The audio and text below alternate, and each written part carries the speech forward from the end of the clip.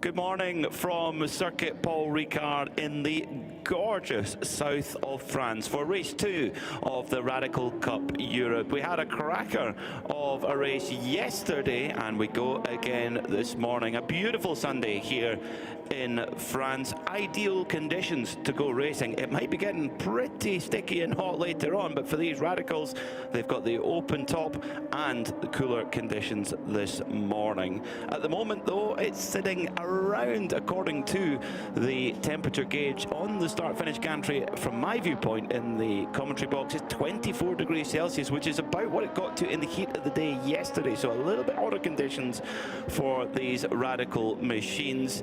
And Marcus Littlewood will be hoping to double up on his delight from yesterday. My name is Peter Mackay, and joining me in the commentary today once again for this second race of the Radical Cup Europe is Simon Hill. Simon, good morning. Good morning, Peter. Good morning, everybody. And as Pete said, look at that. What a wonderful sight. Paul Ricard in the morning, pole position for Marcus Littlewood, who's been absolute star of the show this season, really, let alone this weekend. And the young man was absolutely dominant, really, yesterday. And you can see air temperature, it says 20.1. It said on the gantry there a minute ago 24, so I think I'm going to go with the gantry on this one, Pete. It feels definitely, we've just walked into the commentary box here across the paddock, and that was pretty warm, wasn't it? And talking of pretty warm, down on the grid is the lovely Carla Welty.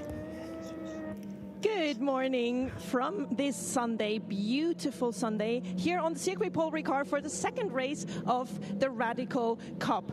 24 degrees, as the guys in the comms box just said, and let me tell you, it's already hot. It was a hard day yesterday, temperature-wise. It will not get any easier today. Behind me, you can see the cars arriving slowly but surely. Our pole sitter has yet to arrive, but of course, we already have Jake, who is in P2 again. We basically have the same front line going on here at the Radical Cup Race 2. And it kind of feels like a little deja vu, because just as yesterday when I wanted to speak to Jake, I had to wait for... Oh, not Jake, sorry, Luke. I'm sorry. With Luke, I had to wait a little bit for that, but I'm going to just have a conversation with him right now. Luke, yesterday it didn't really go to plan, did it? No, not really. It's really unfortunate with that stop and go. I think our pit stop was, 2 tenths too quick, so really unfortunate, but see what we can do this day. What are you going to try to do different compared to yesterday to make it stick today? Well, I'm going to make sure the pit stop's the right time this time. Otherwise, I think we do about the same thing we did yesterday. How did the car feel in general? I mean, it wasn't a mistake of driving or of the car. Was everything else going smoothly? Yeah, the car felt great in the first stint. After pit stop, so my splitter started dragging in the braking. So we just got a new splitter for this race, but we'll see how that one works. Fantastic. And as we are speaking with Luke, our pole setter arrived, and I, of course, need to have a word with him because he really is the man of the weekend, Marcus Littlewood. Once again, I need to wait just a little bit because he is getting instructions. But I hear words like it worked very well and things are going very well. So it is all in all just positive instructions going on right here with these Radical Cup drivers. And standing here and waiting for Marcus, don't these cars just look fantastic? There's just something about them, and something about the fact that they are all the same and it's all down to the drivers makes all of this ever so much fantastic. Good morning, sir. You must be in a fantastic mood today. Yeah, feeling good. Similar conditions to yesterday. See what today brings, and really looking forward to the race. Is there anything that you have to be careful of today? Because the temperatures are higher. It's already 24 degrees hot. Is there anything that you particularly need to watch out for today? I think, yeah, it's going to be similar. Just try to manage the tyres as best as possible and see how the race unfolds. It's going to be, there's so many different scenarios that can happen, and yeah, just try our best. You seem so calm. I love it. Enjoy the moment. I'll make my way a little bit further back through the grid, because there are teams actually that drive in twos. So not all of the drivers do driver changes, but some of them do. And I want to find the car number 17, because with me being Swiss, I need to speak to the Swiss people on the grid, don't I? So I'm going to make my way up. I have to look at the car numbers while I do so, hoping not to miss them if they're around. And otherwise, I'll just grab whoever sits comfortably in the shade right now. Let's have a look here. Ross, can I speak to you for a second? You can try. I can't hear much, but I'll try. Well, let me just ask you, how are you feeling? How is it to start in Paul Ricard from the middle field with this Radical Cup car? It's been incredible. Really great stories. Like, this is one of the best days I've had so far in the season, so really enjoying it. That is fantastic. One of the best days so far in the season. That is a very good compliment. Track-wise, everything feeling good with the car? Track-wise is good. Track-wise is good. Weather is good. What's not to like? It couldn't be better. The man needs to concentrate. Good luck. And I need to actually leave the grid. I'm already being told off. I need to go. So you guys stay live, because this is always so special, so fantastic. And back to the comms box. Well done, Carla. Yeah, getting the words from all the drivers with their helmets on, ready to go. Just coming up to 9 o'clock in the morning local time here at Circuit Paul Ricard. It's kind of like Paradise Island here for racing. There's beautiful conditions. The track is super smooth. There's fast corners, little technical parts. Kind of gives the full exam to the car and the driver. And that exam was an A-star plus for Marcus Littlewood yesterday. It was an absolutely perfect example of how you go about winning a motor race. Yeah, there was a point where I think he was being interviewed by Carla afterwards, that he talked about a point where Luke Kendall was starting to just take a bit of time out. We were watching the timing screens carefully, and Kendall did put in some really, really strong laps sort of midway through the race, I think just before the pit stop. And it could have been very easy that if Littlewood had picked up on that it could have just shaken his confidence a bit, or maybe make him overdrive, or worse still, make some mistakes. But that was completely the opposite. He just stayed in a rhythm. His lap times were super consistent. The car was clearly working very, very well, and he was maximising his opportunity.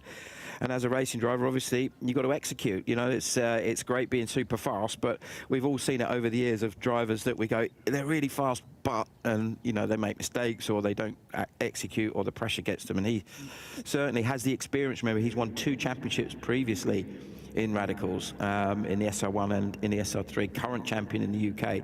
So that level of experience of knowing how to get it over the line is clearly working in his favour. And he's surely got to have his one eye on this championship, one eye on the world final later on in the year in Barcelona, surely. He's clearly got the pace for that. Last orders are given then, the grid completely clear, lined up 2 by 2 behind the Audi e-tron pace car here at Circuit Paul Ricard. Ready for action. Most of the cars in this field, in fact all of them apart from one, are the Radical SR3, 232 horsepower from an engine that's originally derived from a motorcycle, from a Suzuki Hayabusa, then completely rebuilt by the guys at Radical, and up to 232 horsepower, 620 kilos though. That is the big number. So light, pretty much half the weight of a GT3 car, but with a lot of aerodynamic performance as well. It's 6-speed sequential. What a thing. Yeah. What a thing. And you mentioned the engine there. Obviously the gearbox rather is also based on the car, so it's really the differential is the unique part of it. The engine, as you said, is the same essential a bike engine but rebuilt. The gearbox is the same, and it's the diff that's unique. That's the thing that has to do an awful lot of work to transfer that 232 brake horsepower to the road. As we're riding on board with Diego D'Ambra, starting in the team race streaming car, number 55 car. Had a good couple of battles yesterday, and there was some fabulous scraps going on. We saw some excellent action with Lowen Stevens and Jack Yang and Erlen Olsen specifically, and then also for the Fangio class, the class that's very close to my heart, being a man of a certain age, the over 50s category for those drivers, and that was won yesterday in great style by Amir Feyzulin. So we've got, I think, 6 or 7 drivers in that category today, so we do. Great to see how they get on today. We do indeed. Let's run through our 16-car grid. Marcus Littlewood, yesterday's winner, will start from pole position alongside Luke Kendall, with Lowen Stevens and Jack Yang on row 2. Erlen Juan Olsen, the Radical Norway driver, will start 5th, alongside our pole sitter in the Fangio category, Andrew Lowen, the number 4 car, On row 4 will be Amir Faizullin beside Brian Huang. Then it's Jahid Fazal Karim and John McLeod. Row 6 sees Martin Stromsø and Ross Board roll off, with Diego Dambra and Eddie Van Dam on row 7. And finally, Valerie Bachmann is going to take the start in car number 17 before handing over to Pascal Bachmann. And Philip Svensson in the Vortex Performance Radical SR10, the only SR10 in the field, will start from 16th as well. But that car has a significant amount more power, 425 horsepower, a little bit heavier but a lot more power, turbocharged engine in there. And that car in the hands of Philip Svensson was the fastest car on the circuit, so we should see that car cut through the field early on. The cars are lined up 2 by 2 through the latter part of the lap now, coming through Virage de Bondor and round Courbe de Garlabin, ready for the start of the race. Marcus Littlewood was absolutely flawless yesterday, and it will take a big effort from Luke Kendall to hold him down. Littlewood, the runaway championship leader at this stage, but racing sometimes has a funny way of putting a spanner in the works from time to time. The pace car coming around Virage Dupont and will pull over a hard right, and Marcus Littlewood will pace the field in that number 3 black and orange striped RSR machine alongside the red and green and black machine of Luke Kendall. Revs up, you can hear them, and off they go then. We're racing here at Circuit Paul Ricard in the Radical Cup Europe for the second time this weekend. Down to turn 1 they go, and Littlewood is under pressure because Lohan Stevens in the bright yellow machine going to try and go for the inside into turn 1. Can he make it happen? He's going to lunge for it. There he goes up on the curb. Does he make it through cleanly enough? Lohan Stevens going for it this morning. Has he got the move done? I think he has, Simon. Yes. No, he hasn't. Lohan Stevens is still side by side with Marcus Littlewood. Has he got the job done? Yes, he has. So Lohan Stevens to the lead of the motor race. That was where he made the move yesterday as well, into turn 3. Great stuff from Lohan Stevens. Yeah, there was some really aggressive driving at the start there. It also looked like Amir Faizullin was really on the move as well. So good start from Stevens. Now the question is, can he get his head down? Can he make a break? Or is Marcus Littlewood going to be able to get on the tail of him and start to put some pressure on? Certainly you wouldn't bet against Littlewood on the form that he's shown today, but Lohan Stevens, what a fabulous opening lap from him so far. Yeah, when he spoke to Carla Velti after finishing 3rd yesterday, he thought there was more to come. He felt like there was more performance, and that's what he's showing right now, moving a little bit further down the pack in the Fangio category into the North Chicane. Of course, on the Mistral Straight, you have the option of running the North Chicane, and we are getting word as well that Jahid Fazal Karim has had a spin and continued on at turn 4. Down towards Signes they go, absolutely flat to the board in a Radical SR3. So good is the aerodynamic performance of these cars. So it's Lohan Stevens from Marcus Littlewood, from Luke Kendall then early on. They go through into the double Dwat, the seemingly endless right-hander. Just seems to keep going and going. The tyre's going to really take a punishment through there. And you mentioned the tyres early on, Simon, with Marcus Littlewood taking 2 fresh tyres yesterday, 2 fresh tyres today, and of course putting them on the left-hand side of the car. Yeah, and an interesting tactic, and it's because obviously they're fairly limited on the amount of tyres they're allowed to have as new tyres. Good little battle going on here between John McLeod and Amir Faizullin, and that's, again, we talked about the Fangio class. That's for the lead of that, I think. And yeah, there's some great action all the way through. I love it, absolutely love it. Yeah, they do race really, really well, these Radicals. So it's Lohan Stevens then leads the way from Marcus Littlewood. Luke Kendall keeping in touch as well. Brian Huang, good start for Brian, up to 4th position, and Philip Svensson in the Radical SR10 up to 5th from the back of the grid. Of course, that car around Silverstone, it's about 4 seconds a lap quicker, like for like, the SR10. But Philip Svensson sharing or driving in that number 9 car with Peter Gustafsson, who will take over at the pit stop.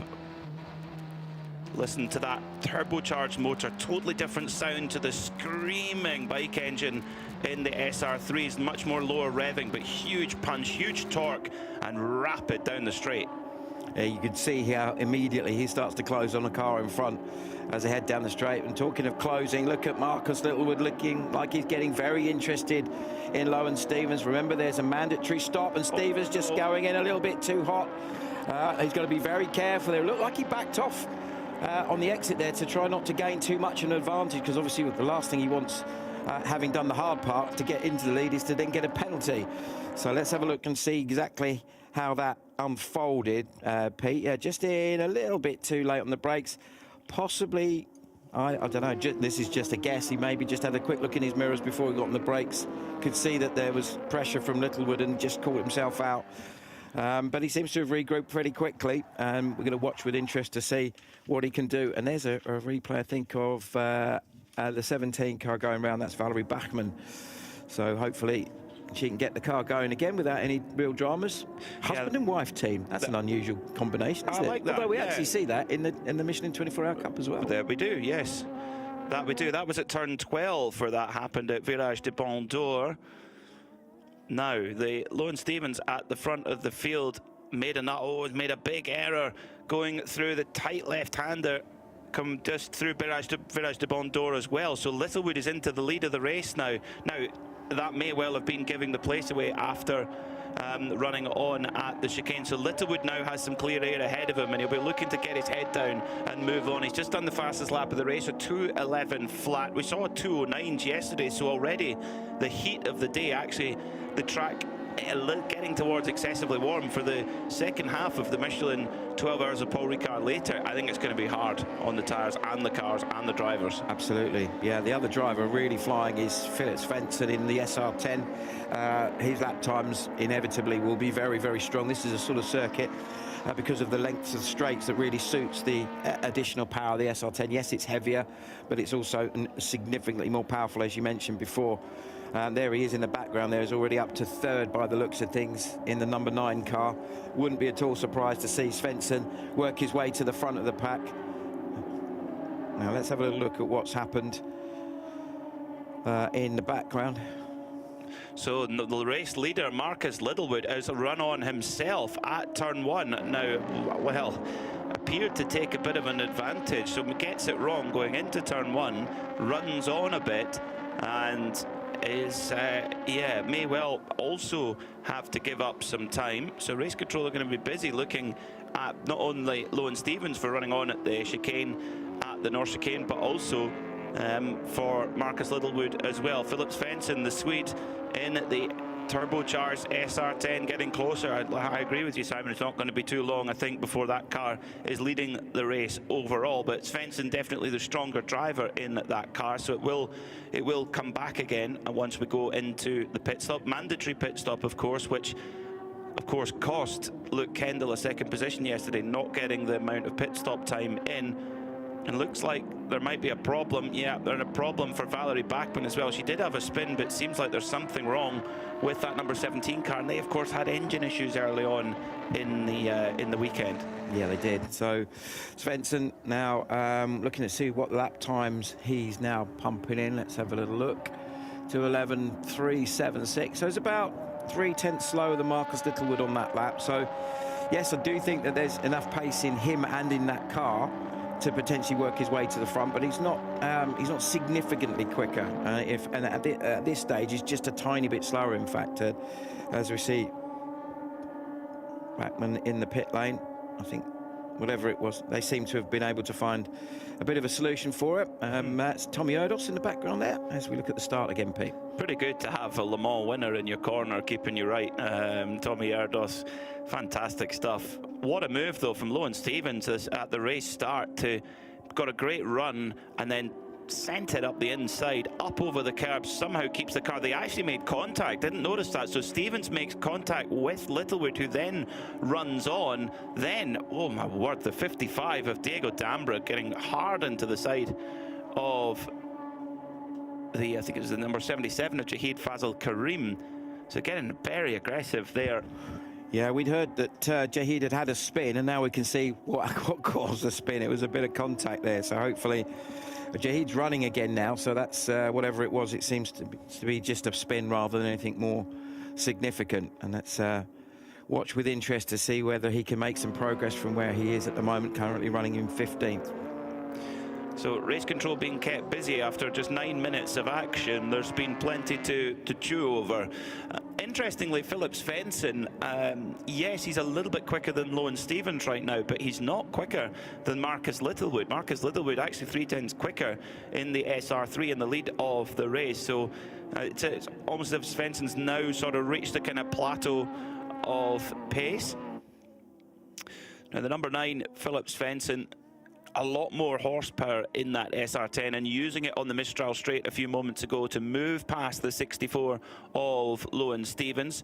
And actually, I guess if you're Lowen Stevens, you almost want to try and hang on to the back of Svensson and try and get a little bit of a tow, try and pull along. But yeah, hard to match that SR10 on the straightaway. Yeah, and you mentioned about lap times. That lap, Philip Svensson did set the fastest lap of the race, 2:09.231, so about 8/10 quicker than Marcus Littlewood. So now he's getting himself into a bit of a rhythm. Perhaps he's just taking a little bit more time to bring the car in, get the tyres working the way he wants them to. And now you would suggest that the gap when they crossed the line last time was 2.7 seconds between Littlewood and Svensson. That will potentially come down fairly quickly on that basis. It was, as we said, it was 8/10 of a second was the advantage, so it would take around about, I suggest, 3, maybe 4 laps, and they will be running nose to tail on that basis. As the fuel's burning off, the lap time's improving all the time. The Hankook tyre pretty durable, and it's as each litre burns off in the fuel tank, the cars just come alive.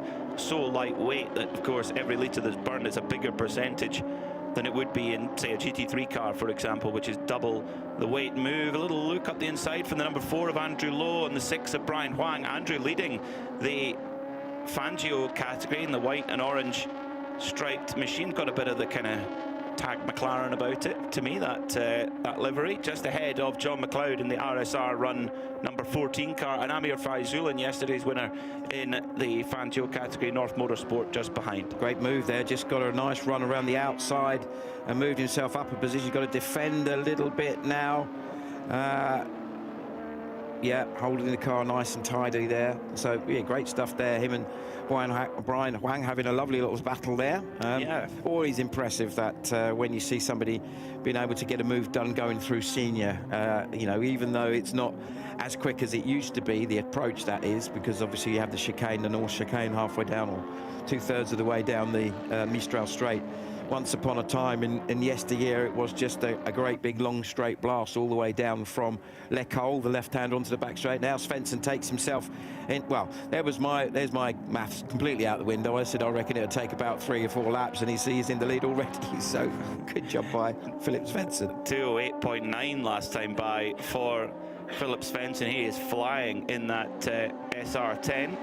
But for Marcus Littlewood, it's no problem. He is, last time by, was 7/10 of a second quicker than Lowen Stevens. So he's opening up the gap that he needs to worry about. So the gap between Littlewood and Stevens is around 4 seconds now. So no problem at all there for Littlewood. And in fact, in the corners, Littlewood's got a bit more performance. I wonder if the SR3 maybe that little bit lighter, just that little bit more agile through the corners. But then once the taps open up on that turbocharged SR10, it's away gone. You can see it there. That's the most visible sort of clue of the difference in performance. It was interesting. There was a lovely little side view of the cars as they went through the right-hander just before Le Col. As you see, the Bachmann car back in the pits, so whatever it was has clearly not been resolved as yet. What I was saying is there was this lovely shot of the two of them running side nose to tail, and you could see physically the difference between the SR10 and the SR3. It's a longer car, the SR10, obviously physically a bigger engine. As you say, it's a car engine rather than a bike engine. And unfortunately for Valerie and for Pascal, that's day done. Great shame. They had a really good race yesterday, and that's always a disappointing situation for any team to see.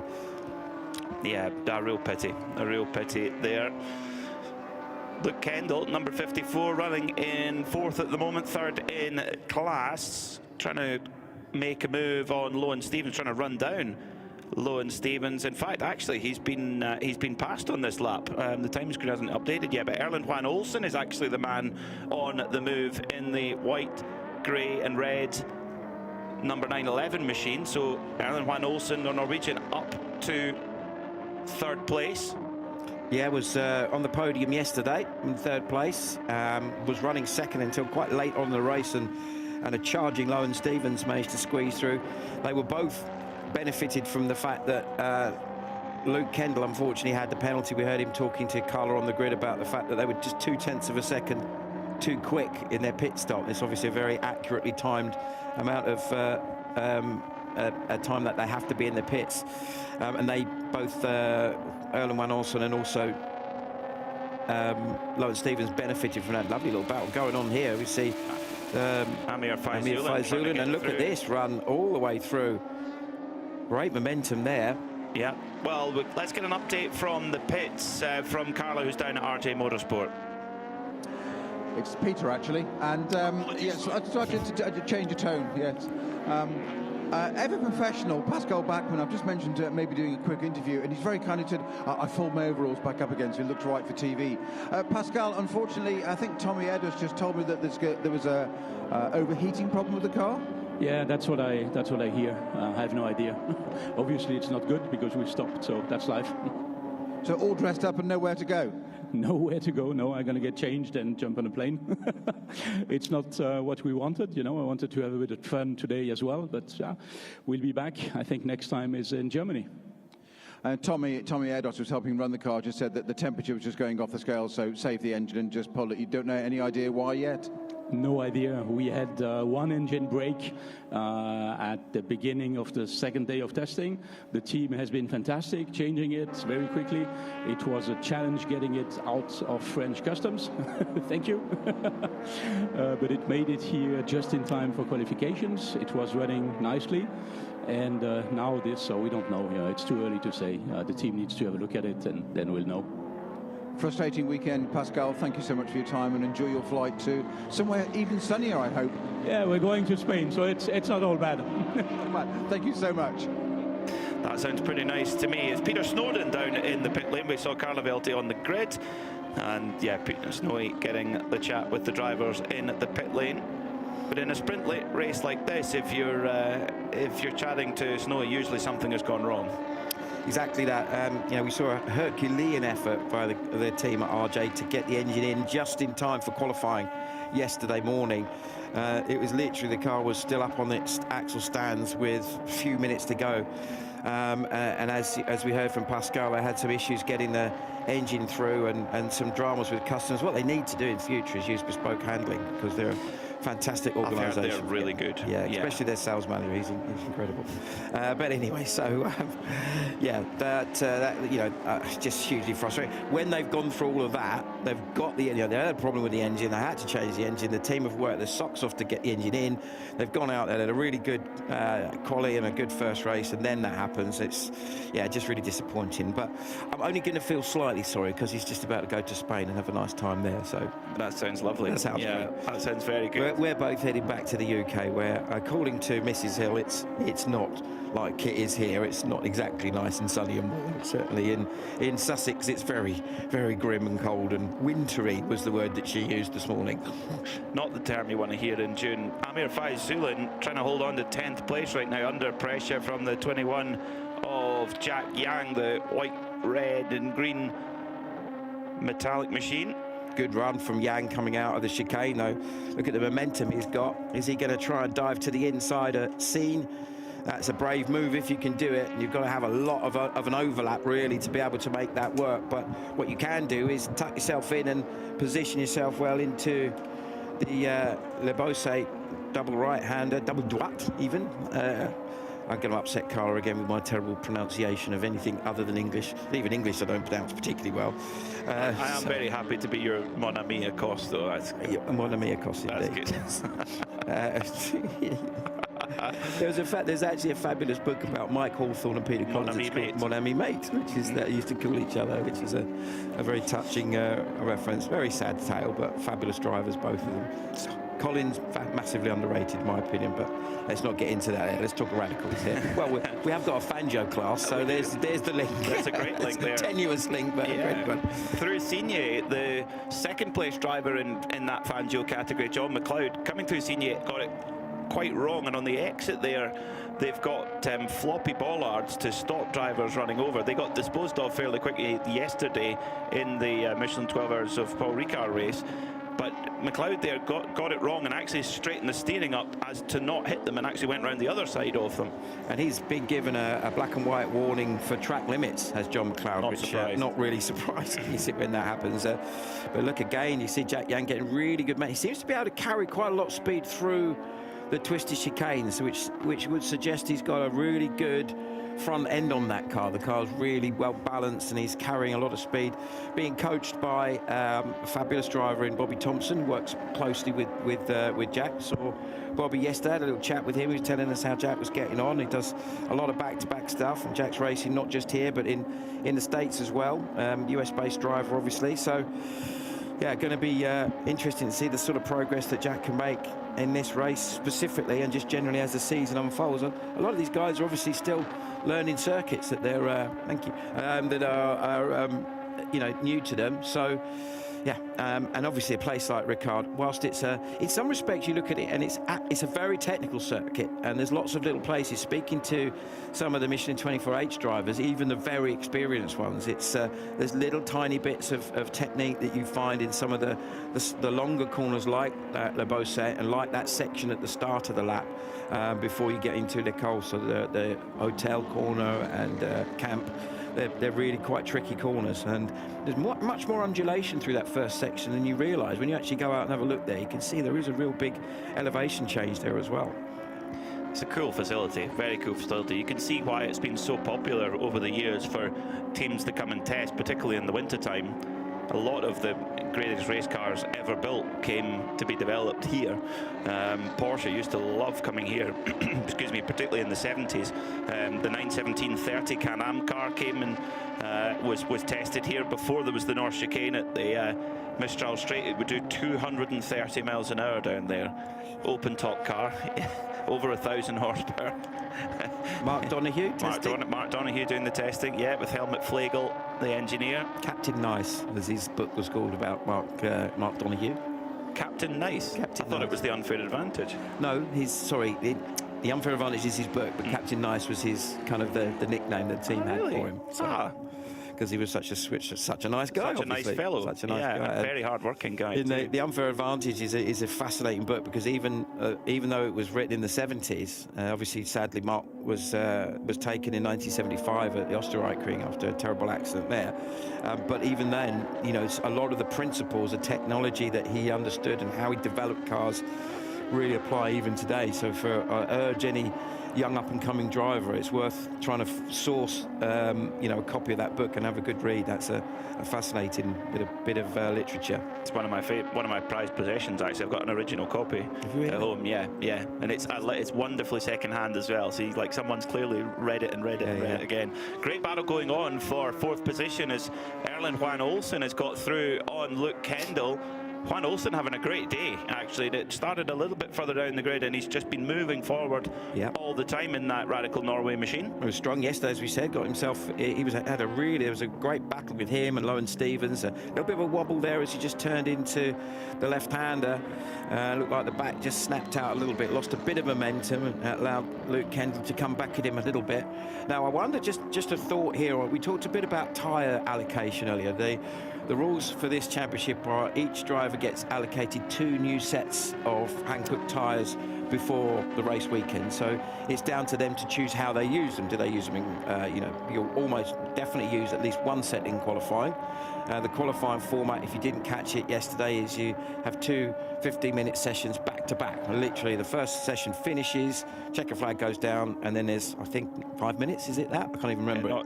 Not even that. Is it really between, and then you go again? So there isn't any time to do much other than all we saw really was teams really bleeding the tyres. Just taking some of the pressure out of the tyres if they were using the same set of tyres. Some drivers did opt to take 2 new sets for each qualifying session. Most of them used 1 set across and then would use the second new set for the races. And the reason I say that is I think, and I'm not 100% sure, I think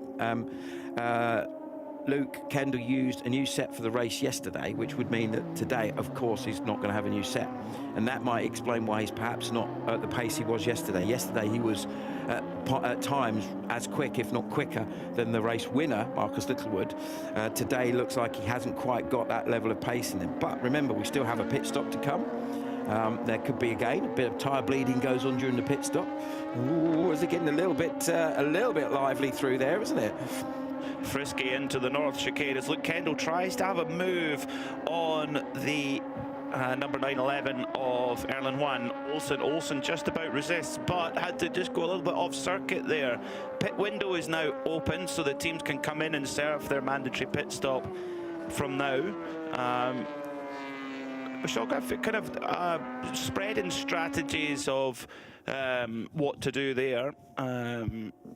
So we'll see how they play it today. Erlen Juan Olsen's holding on, but then Kendall saw an opportunity. The door opened ever so slightly as Juan Olsen tried to set the exit up, and I think there was just a little rub of contact there. I think there might. That was beyond optimistic, in my opinion. That move, if that had come off, would have been spectacularly good. But I think a bit of frustration creeping in with and now a pit stop, of course, already in and out is the 77 car Jahid Fazal Karim. So he must have been the first driver in, I would suggest. And we just saw Luke Kendall dive into the pits. Lowen Stevens is in as well, and also further down the order, Ross Board, Eddie Van Dam in, and of course Valerie Backman's car is retired, so it's showing in the pits but not for a stop. Littlewood back into the lead, so Svensson, having moved into the lead of the race, has either made a mistake. Well, last time by, lap time wasn't so bad, so Littlewood is into the lead once again in that number 3 RSR machine. Pit lane getting a little bit busier now, and we've got Peter Snowden down there with eyes on to the cars. He'll be keeping a watch on what's going on. The 6 car just coming through there, Brian Huang, and also this battle is happening again. Look at that, Svensson back into the lead. Or is Little, we're going to come back on the brakes. Yes, he is. Wonderful stuff. Fantastic. So Littlewood's using the lightweight of the SR3 to be quicker through the corners and harder on the brakes, whereas Svensson's got that just get up and go with it. Once the turbo kicks in, whoosh, is he going to get back through? Wow. Look at that. Straight to Signy, just goodbye. That also gives you an indication just the level of torque that SR10 has got, because of the low down punch out of the chicane is really where it's very visible. You expect it to have some top end speed with that additional, nearly 200 brake, but a little bit of a wobble there. I think Svensson's having to work that car very hard. It looks to me like the tyres are screaming a little bit at him, perhaps. I think so. Where the temperature is significantly higher. Oh, back comes through Littlewood. Now let's watch to see if either of these guys dive into the pits. Now remember, Littlewood is going to stay in the car, but when Philip Svensson comes in, he's going to hand over to Peter Gustafsson, and Philip is definitely the quicker of the two. In comes Marcus Littlewood. So let's go down to the pits then, as we've got an idea on what's going on in the pits. Let's catch up with Snowy.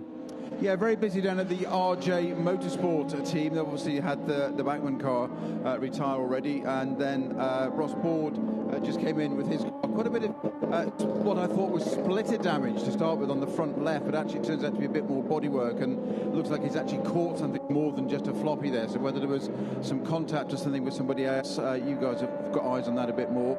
And then Brian Hung's just taken his car out. So I'm going to catch very, very quickly Tommy Earls if I can. Tommy, you're a busy man this morning. You're up and down the pit lane more than me. I know, so they're keeping me busy. This race is frantic. I mean, a great performance there by the RJ crew. We've got Lowen in P3 at the moment, but Brian just had to stop.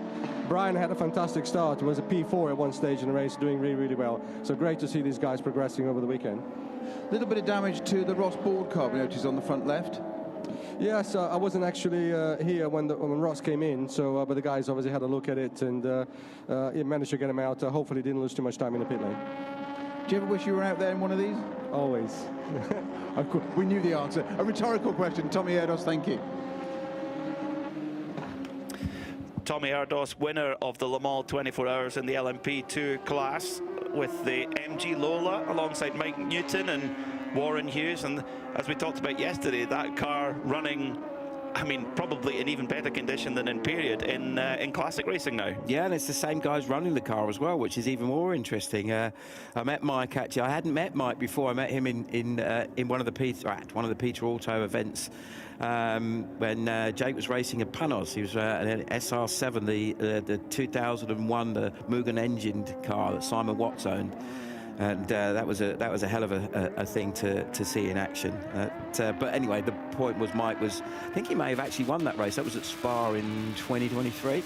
And yeah, what a lovely bloke, really nice guy, and still super passionate about his racing. And isn't it great that I mean, we know that there's been a massive resurgence. I still find it odd that 2010 and 2011 cars are considered historic now, but it makes sense when you think about it. It just because I was working at Le Mans in that period, so that seems like 5 minutes ago. But anyway, the point being is that Tommy, and Mike, they worked together. As you said, Warren Hughes was sharing the car with us, another brilliant driver, now very much part of the McLaren driver development program is Warren.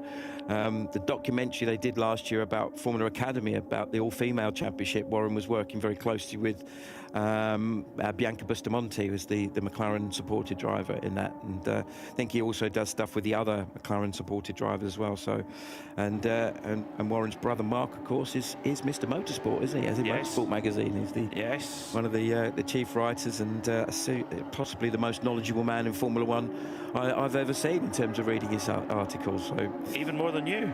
Definitely more than me. By Your F1 knowledge is very impressive. Paul Fernley is the most knowledgeable man I've ever come across. He's as a journalist, he's absolutely, literally knows everything about every period of every form of motorsport. He's an absolute genius. Anyway, so Philip Svensson in. That means we're going to see when it appears Peter Gustafsson on board that car. John McDonald also in, and we need to wait until all of the stops have gone through to see how it's all shaken out. Who's managed to get the job done. Obviously they're limited on in the amount of time they have in the pits, in that there's a fixed amount of time. They must have a minimum amount of time, and if you, as we found out yesterday, there was at least two teams that were just slightly short, and the most notable one being, of course, Luke Kendall, and it was only by a couple of tenths of a second. That's all it takes. Well, that's it. If that kind of in-lap, out-lap is so important in any form of racing, and maximising that, and you don't want to be serving a tenth of a second more than you ultimately need to, but of course if you go below that then it's a penalty. So, but you think how hard you have to work for a second on track, or 2 seconds or 3 seconds, so you definitely don't want to give it away. So it's, the team's trying to get it as neat and tidy as possible. Luke Kendall has got his mirrors full now with Sebastian Shaw. We haven't mentioned Sebastian yet today in the Step Motorsport number 38. They've struggled with a misfire with the engine early on in the week. In qualifying, they definitely still had that problem. It seemed to be okay yesterday.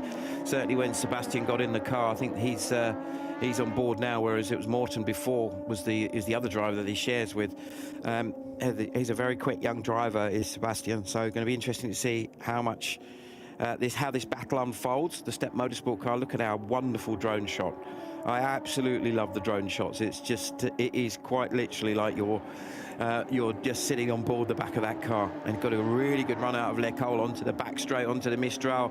You can see Kendall just having a little look in his mirrors just to establish whether Sebastian Shaw is going to have a dive down the inside, but no, this time close-ish, but he's going to keep his options open for another attack a little bit later. Interesting, you notice that some of the cars have a halo system fitted, but not all of them, so not a mandatory thing at this stage, but inevitably I'm sure that will evolve as it does. It's amazing how helpful the halo has been since it came in. I remember it was very unpopular when it was, much like a lot of safety improvements are initially.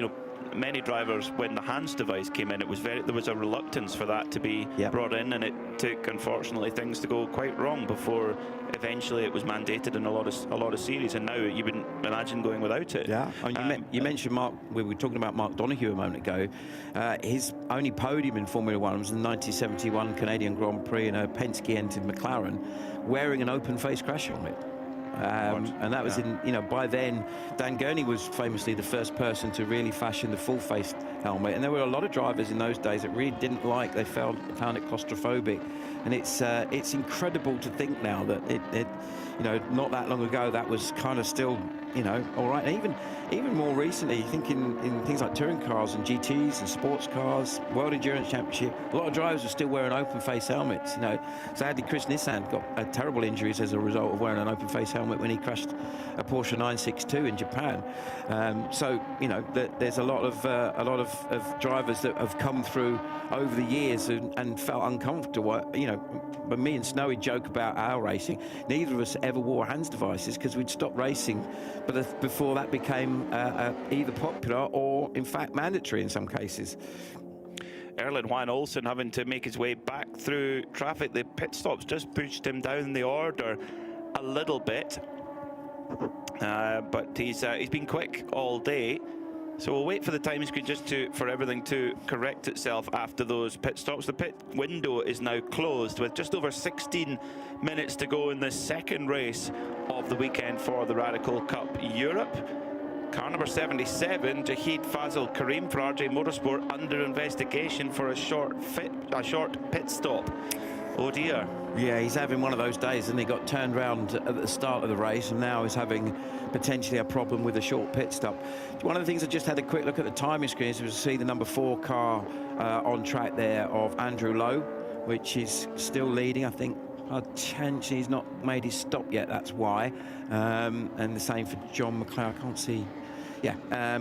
Kendall therefore would be net leading. Now obviously one thing that we didn't really see, because we didn't see all of the stops, was the length of the pit stop. So for the drivers where they finished higher up will have a slightly longer stop, and that explains why in this instance Marcus Littlewood's a little bit further down, and also Erlen Van Olsen and Lowen Stevens are all respectively a little bit further down the order now after the stops, because they obviously had to take a longer stop as a result of their good finishing positions yesterday. Andrew Lowe then leads the race in the number 4 360 competition car, and leading in the Fangio category as well. John McLeod in second place, the number 14 car for RSR, with also in the Fangio category, but John McLeod with a warning hanging over him for track limits, so has to keep it neat and tidy. Luke Kendall is up to third, the number 54 Valor Racing car, and Sebastian Shaw for Step Motorsport in fourth. Marcus Littlewood, former race leader, down to fifth. So some very good lap times coming. A lot of people just setting their fastest laps. Marcus Littlewood just did a 209.608, which is fastest lap of the SR3s.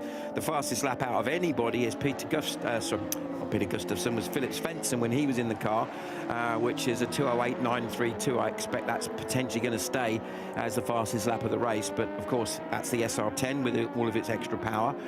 But a purple sector now from Marcus Littlewood in sector 1, which would suggest that after the stop they've maybe bled the tyres again. As we said, by bleeding that we mean letting a bit of the air pressure out, and maybe that's just got the car back into the groove and working a little bit better than it was at the earlier stage of the race. Nice little battle going on between Amir Faizulin and also Lowen Stevens. For Jahid Fazil Karim and RJ Motorsport, 2 seconds short on the pit stop, and that is a stop-go penalty. So the penalty is really, really stringent. If you just don't get that pit stop just right, you will be severely punished, and that's unfortunately what's happened for that RJ Motorsport crew. Yeah, and that's I mean, that is really just complete. That's your race done in terms of any decent position. And we saw it happen to Luke Kendall, somebody else as well yesterday. I can't remember who else it was who got a stop and go. But Littlewood absolutely flying. He's looking the quickest driver out there in terms of the SR3 class. So the question is going to be is when we see Andrew Lowe and John McLeod potentially drop down the order a little bit. That would mean it's going to hand the advantage to Kendall, Shaw and Littlewood. They are essentially the top 3 of those drivers that are running with this battle going on for 8th position. Lowen Stevens in the number 64 trying to get a move done on Amir Faizulin in the Fangio category. Last time by, the 211.2 for Faizulin, 210.4 for Stevens. So Stevens right on the case then of Faizulin. Faizulin looking at his left-hand mirror as they approach turn 1, very quick through there in one of these radicals. They're, first of all, they're very lightweight, but they've also got fantastic aerodynamics. You get up close to one of these cars, and particularly at the rear, there is a human big diffuser, big rear wing, and you've really got to trust that it's going to stick in the fast corners, and that's how you get the lap time out of them. One of the things I've been impressed with by Lowen Stevens across the weekend is he's carries so much speed into the corners. I think he's clearly very brave, got a lot of commitment, and some of the overtakes. 77.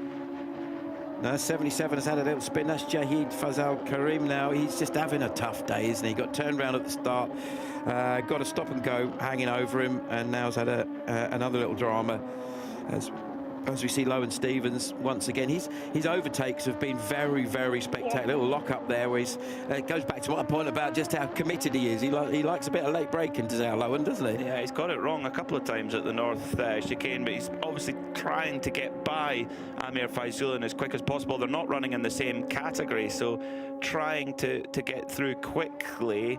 Sort of showed himself on the inside. Faizullin holds his line, he goes for it, and then realizes, oh, it's not going to happen. Then just so easy to just add that tiny couple more pounds of pressure, and then the wheel says absolutely not and locks up. Yeah, that's what a friend of mine who's an engineer refers to as threshold braking. You're on the threshold of it all going into to that horrible screech, and that smell of burning tyre smoke, burning rubber and tyre smoke comes into the cabin of the car or cockpit. Yeah, and you're as Martin Brundle will say, heading to the scene of the accident.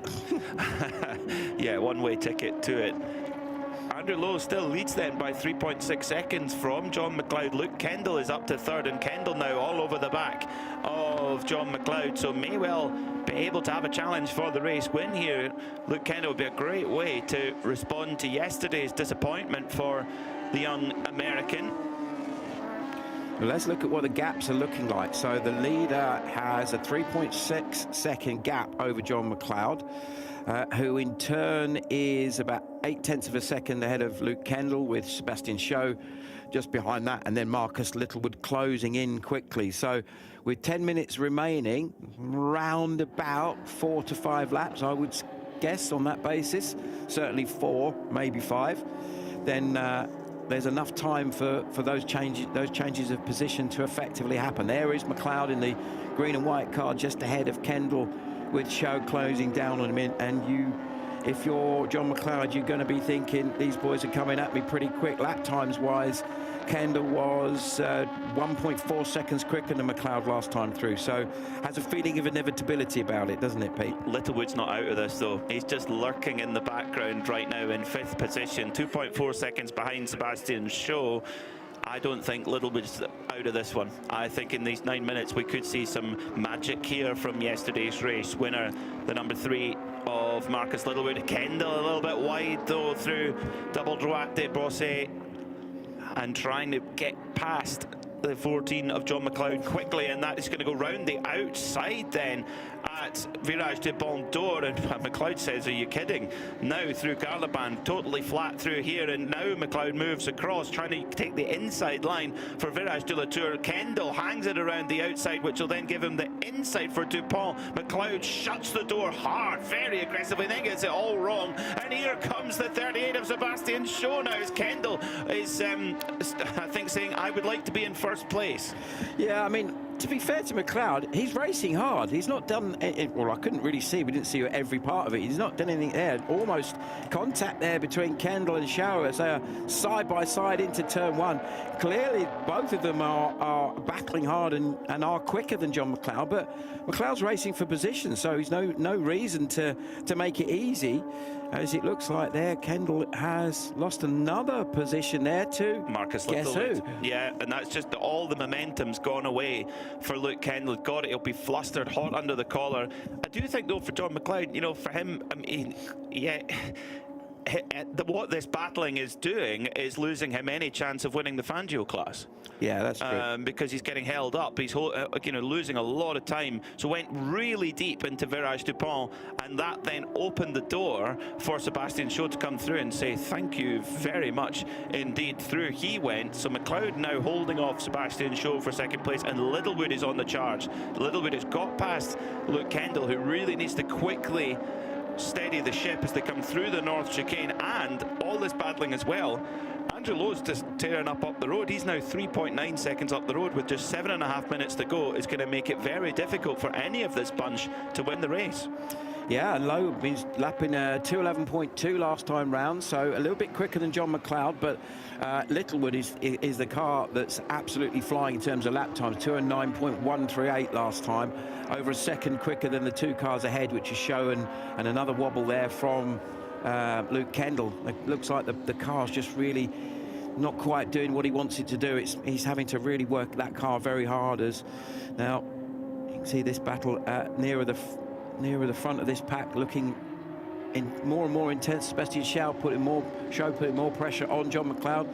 McLeod just kind of doing his thing, but that's a very late move, and fair move, but a very late move. Now that's potentially going to hamper McLeod on the exit of the final corner, and it's allowed Marcus Littlewood to get a really good run at him, and you would put your money on Littlewood being able to hang it, and he's getting boxed in as well, is McLeod. He's getting boxed in behind Sebastian Shaw, so that's going to really help Marcus Littlewood to have a bit of momentum. But is he potentially, we're going to end up 3 abreast? Oh, that was exceptionally close, wasn't it? I think McLeod's like, I've had enough of this, folks, I'm out of here. Let's let them get on with it. Mistake for Sebastian Shaw, though. He ran on straight on as well, went straight on over the runoff strip. So what fantastic racing here in the Radical Cup Europe. Then down into turn 1, Sebastian Shaw got it all a bit wrong. McLeod backed out of it and said, you know what, you guys carry on, I've tried to hold you away for long enough. So I wonder if then maybe the stewards will take a look at that one from the 38 Sebastian Shaw, because he's holding second position right now. McLeod drops down then to what will be fifth position. Yeah, because he's dropped behind Kendall. Yes, it will be. Now, can Littlewood, with 5.5 minutes to go, or indeed Sebastian Shaw, make their way up to Andrew Lowe? I think if you're Sebastian Shaw, you look in the mirror and you see Littlewood there, you're thinking, do you really want to be defending that hard?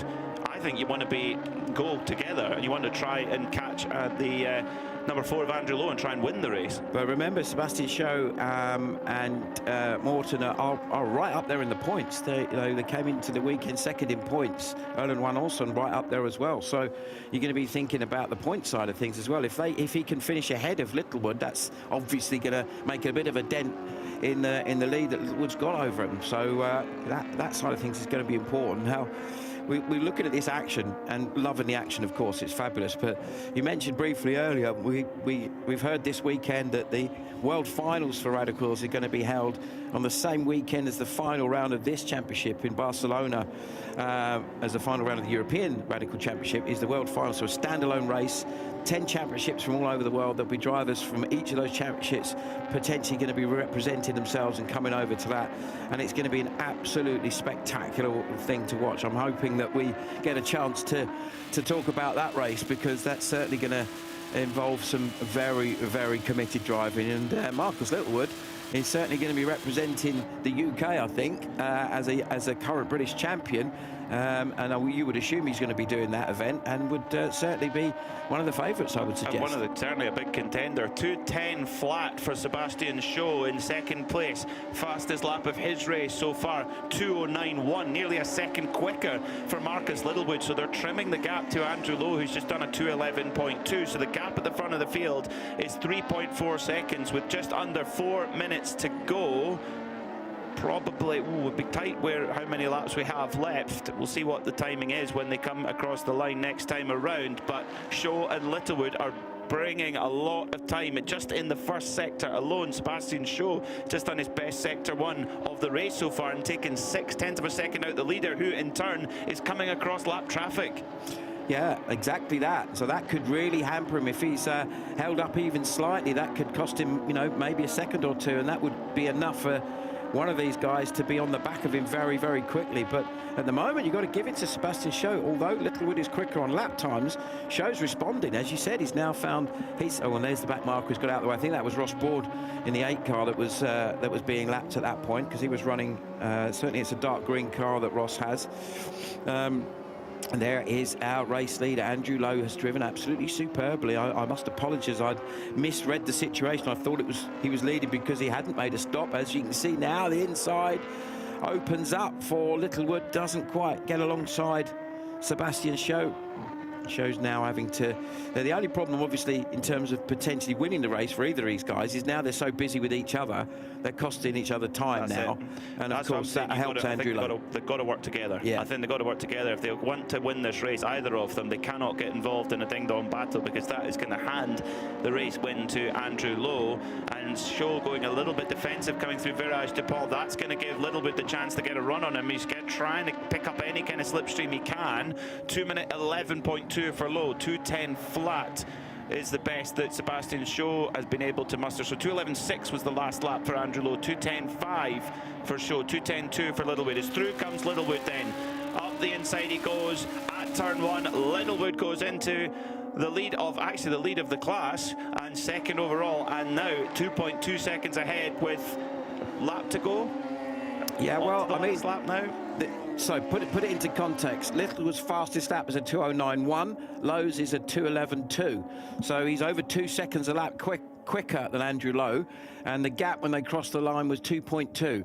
This is potentially going to go right to the wire, isn't it? I think they're going to get one more lap after this. And more lap traffic for Andrew Lowe to contend with. Is it going to hold up Marcus Littlewood as well as they go absolutely flat out down the Mistral Straight heading towards the North Chicane? Andrew Lowe has finally got by the number 33 of Eddie Van Dam, but may have lost some time there. Littlewood getting closer then. Are we going to have, is this the last lap, or are we going to have one more? I think it's going to be very, very tight, you know. Coming through the North Chicane, they go up towards Signé then, a very quick corner, but you would think that Littlewood will have a big edge, but there's a car ahead of him. There's lap traffic to deal with, and I don't think Eddie Van Dam has seen Marcus Littlewood, has he? He's left the door open. No, he's come in to take his own line, I think, as they come through Signé, and that's definitely cost Littlewood time there. Huge amount of time lost for Marcus Littlewood as they come down into the double Dwat.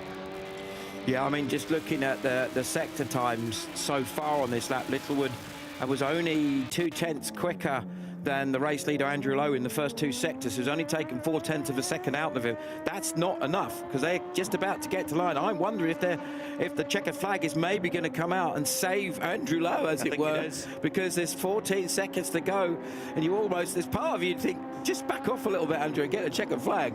I'm looking out of our window to see if we can see the checkered flag being readied. And it is ready, and it's coming out, and Andrew Lowe has won the race. What a fabulous job. Amazing stuff. Andrew Lowe hangs on just from Marcus Littlewood. So Andrew Lowe wins the race overall and the Fangio category. Littlewood, the leader of the overall championship, ahead of Sebastian Shaw. Luke Kendall comes home in fourth, and John McLeod rounds out the top five. And what's the bizarre part is that John McLeod has done his fellow Fangio category driver a big favour there by defending so hard. That held up the leaders, the leaders in the championship, if you like, and allowed Andrew Lowe to, I mean, he did his job. He did not flinch under pressure there, had to deal with bits and pieces of lap traffic, and he is your winner overall here in that white and orange Radical SR3. Fantastic racing. Brilliant, brilliant, brilliant, brilliant. Yeah, that was great. What an exciting race. All the way through there was battles and some really, really quality driving there. Lots of people really showing their talents. Really thoroughly enjoyed that. Really good stuff. Well, if you enjoyed that, we've got more for you coming up a little bit later on at 11:30 local time. We have part 2 of the Michelin 12 Hours of Paul Ricard, with, it's finely poised, isn't it? I had that exact phrase on the tip of my tongue, Peter. Finely poised indeed. It's I think there's as many as 6 cars, maybe 7, that could win that race. Definitely. So it's got to be worth tuning in, folks. So make sure you're ready for that one. Marcus Littlewood started on pole position alongside Luke Kendall, but it was the bright yellow 64 of Lohan Stevens who made a brave move up over the curb into turn 1. A little bit of side-to-side contact with Marcus Littlewood, but got the move done. More contact further back in the field between the 55 of Diego D'Ambra and the 77 of Jahid Fazal Karim. And unfortunately, technical issues for the number 17 RJ Motorsport machine for Valerie Bachmann. Philip Svensson in the SR10 making moves through the field as well, using the superior power of that machine and actually getting into a real battle with Marcus Littlewood. You could maybe argue that time spent swapping back and forth there maybe cost Marcus Littlewood the race, cost him time mixing it up with the SR10, but the honours went the way of the number 4 of Andrew Lowe, winner overall and winner in the Fangio class.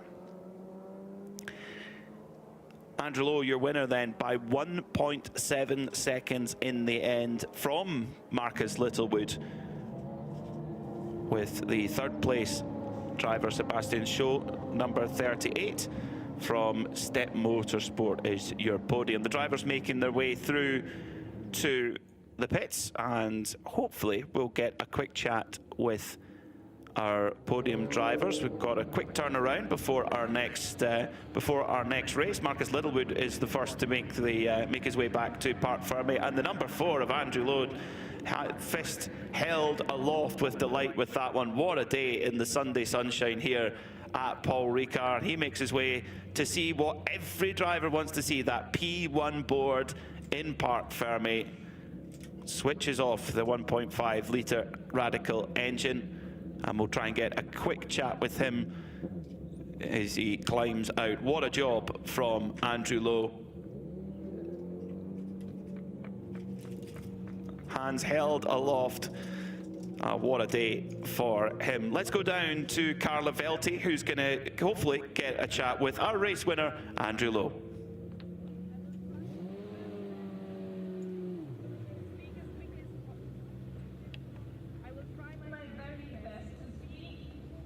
Andrew Lowe, our winner of today's Radical Race 2 here at the Circuit Paul Ricard.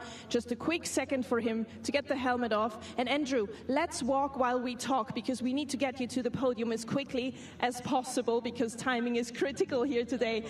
Well, the weekend started hard for you. Thursday was a bit of a rough one with a little crash there, and now you're ending the weekend with a podium. Well done, sir. How are you feeling?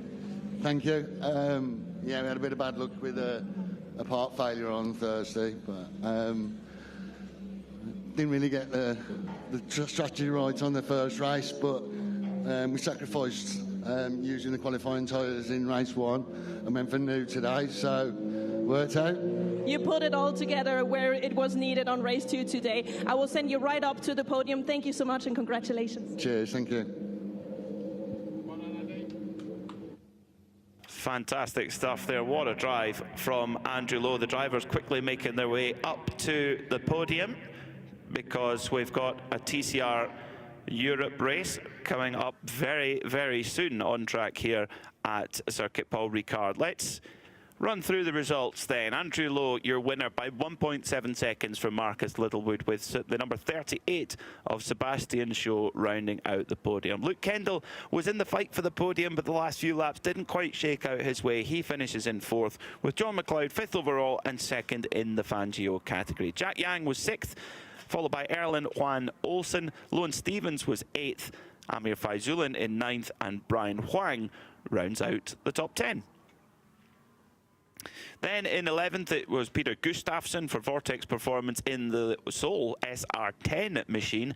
Dago Dambra was 12th, followed by Jahid Fazil Karim, Eddie Van Dam, Ross Board, and unfortunately a technical problem for the number 17 RJ Motorsport car of Valerie Bachmann meant that they didn't make it to the finish, unfortunately.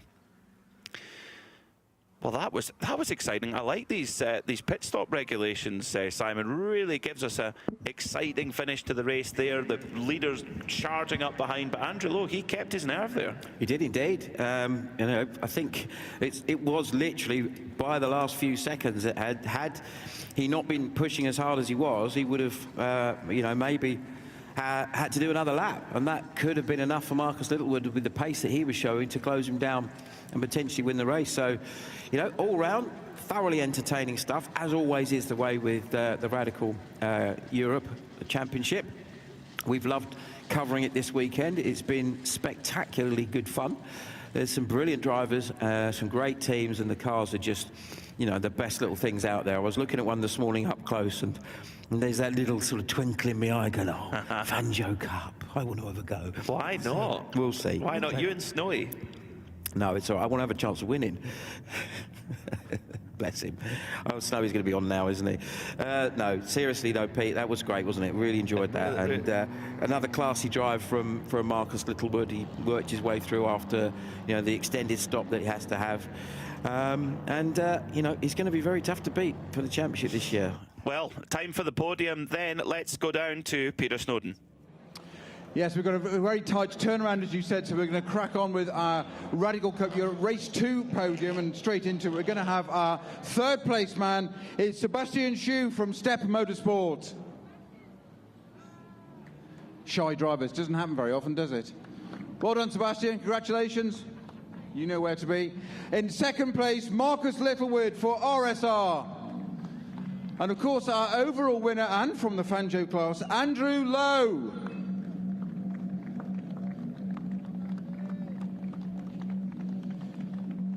Congratulations, gentlemen. If you stand by for the national anthem of the winning team.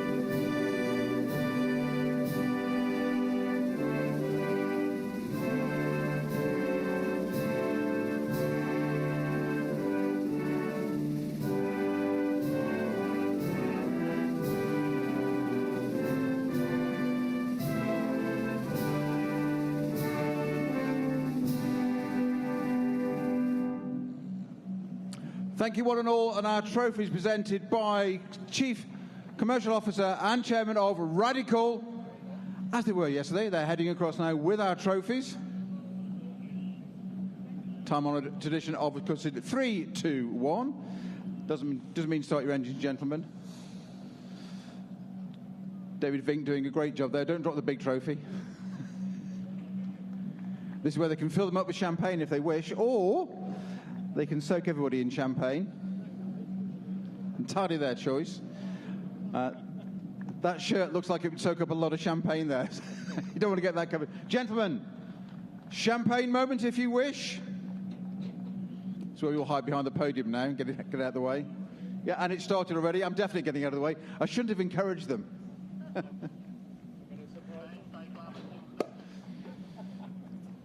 Marcus Littlewood's gone for the sneaky approach of hiding behind the podium to start with and then opened the bottle and gone back round to surprise everybody else. Exactly what he did on track, actually.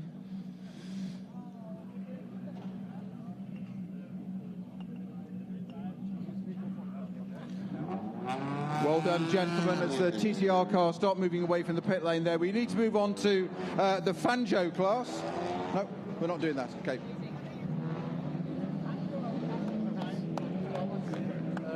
SR10.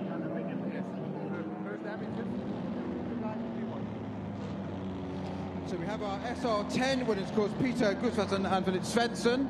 They'd like to make their way up. Well done, gentlemen. Nice to see you up here again.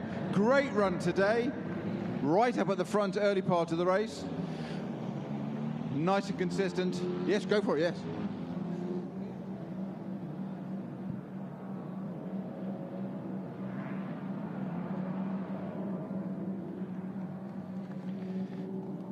Congratulations, Philip and Peter. And very wisely, like yesterday, they're taking their champagne with them. No chance of wasting that, are you? Spray it or drink it? No, they're taking it with them. And our final podium of the day, of course, is our Fanjo class. So, in third position, Amir Fazoulan.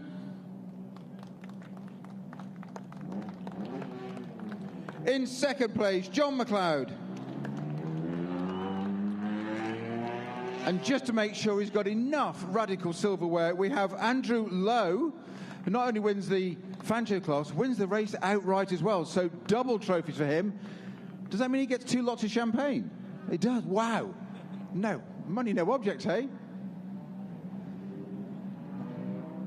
So, gentlemen, if you'd like to come and do your honours again, you're keeping your shirt very dry today, Kevin.